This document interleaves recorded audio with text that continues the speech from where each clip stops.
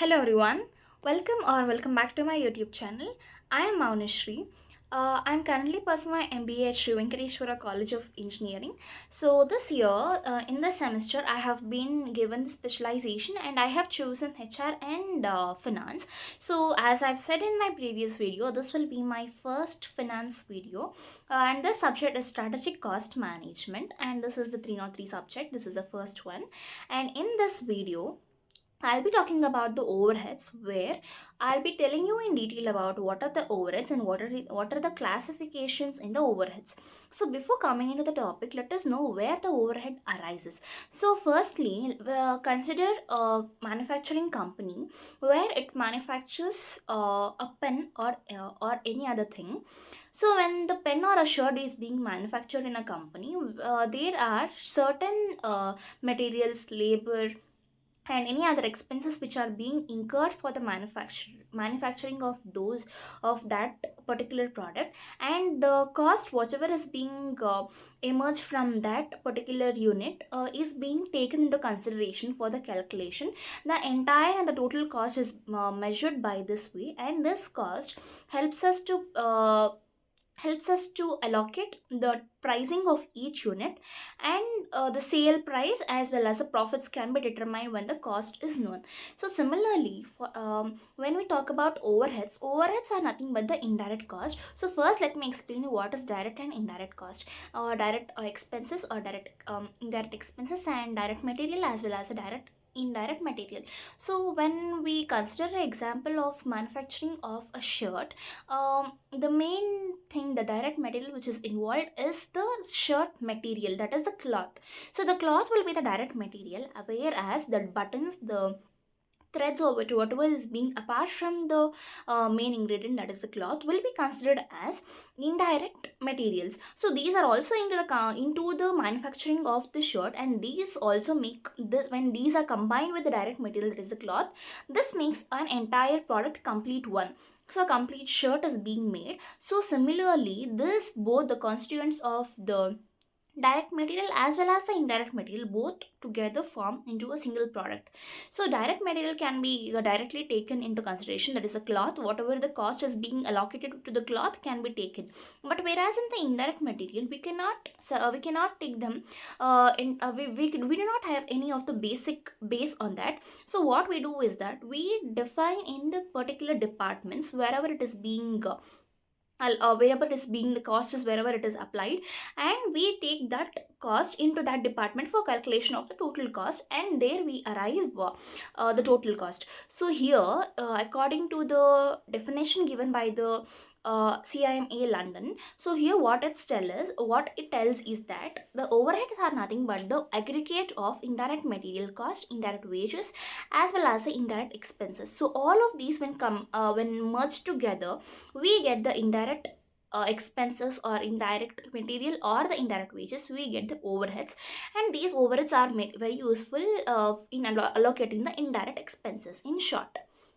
So when we talk about the classification of the overheads can be classified into four different parts which can be seen on the table.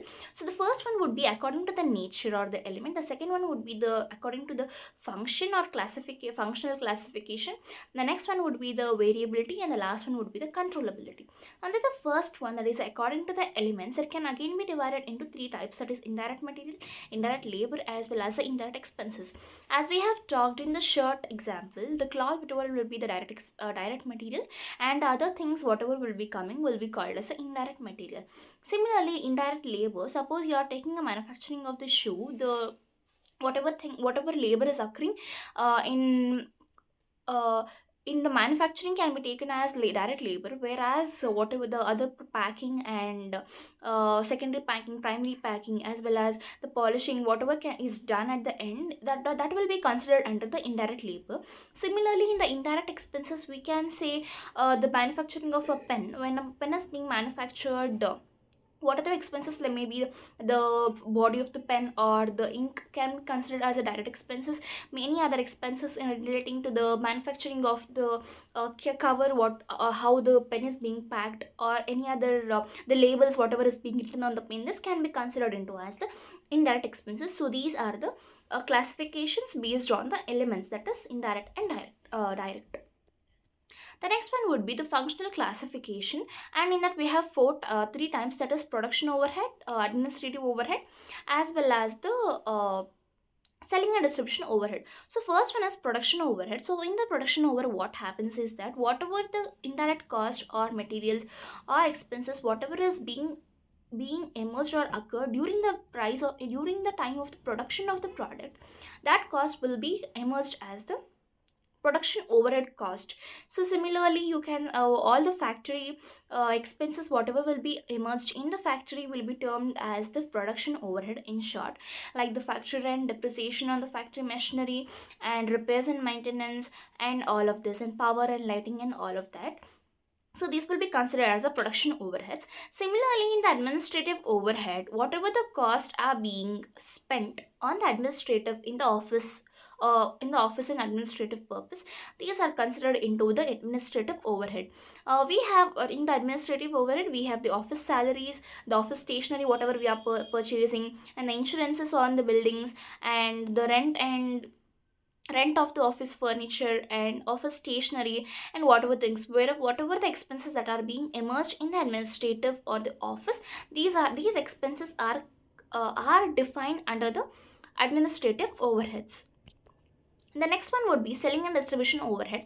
As the name is itself suggests that selling and distribution, whenever a particular cost is being occurred at the time of selling the product and distributing the product, maybe around the about the houses or the salary of the salespersons, or the or the go down expenses or warehouses expenses, and advertising expenses and traveling expenses of the salesperson, all of these will come under the selling and distribution overhead. It's simply nothing but wherever the costs are being emerged, those costs are located into that particular overhead, that is the production, administrative and office, and the last one is the selling and distribution. These are the categories on based on the functions. The next one would be the according to the variability. Now we have here three types, that is a fixed, variable, and semi variable. So fixed expenses or fixed overheads are nothing or those which will always be fixed and which are not affected on any kinds of units, like whatever the units you manufacture or any other stuff. For example, there is you are producing some producing shirts in a building, and how many the building's rent would be same on whatever the number of units you manufacture. Suppose you're manufacturing 100 number of 100 units of shirts, that doesn't mean that you have to pay a less amount of rent, or you are manufacturing 1000 units of shirts, and that doesn't mean that you have to pay a more number pay a rise or increase in the rent. So the rent is always fixed. So similarly, the either let it be the rent or the salaries or the insurance, the manager's salary, all of this will be fixed for a particular time. And this does not mean that on the basis of increase or decrease in the number of your outputs, number of units of production in the output, this will not be affected for the things like the rent or the salaries or any other thing. Now comes the variable overhead. This variable overhead is nothing but it depends on the consumption level. So how much ever the goods are being the things are being consumed, based on that these costs will be arrived. For example, you are considering the water and fuel. When you increase the consumption of water, your water expenses also increases. Similarly, when you increase the consumption of your fuel, the fuel expenses you are kept for the month will also be increasing. So these are the things which will be variable on the based on the consumption. So there are some other things, some other cost where will be fixed for some time as well as variable for some time. There will be some limit until which that will be fixed, and above that limit it will be variable. For example, we have depreciation of plant and machinery, inspection cost, supervisor's salary, repairs and maintenance. For suppose repairs and maintenance, let me give you an example in this. So in the repairs and maintenance, up to a particular level, up to suppose a machinery value is of 1 lakh, and the depreciation is given on a yearly basis, and there will be almost 10,000, and the 10,000 depreciation whatever is getting will be fixed for a particular time. Suppose the depreciation increased for more than 15,000, you think like there is a scrap or something, and this depreciation will be increased in almost 15,000. So this 10,000 will be fixed, the remaining 5,000 will be variable based on the uh, based on the things how you are using the machinery. Suppose you are continuously using the machinery without any rest or anything such like that, then obviously your machinery will be getting more expenses. That is variability. Suppose you are using only for a fixed number of time, and this does not give your machinery to a more wear and tear, and this gives you a less expenses. So this is how variable, that is semi variable, which includes of both fixed as well as variable. The last one would be according to the controllability. So the name itself suggests that controllability, whether it can be controlled or uncontrolled. So in the controlled expenses, it can be wherever the decision is being taken by the organization, and whatever the decision is taken by on the expenses are bound only by that, and those expenses will come under the controllable overhead.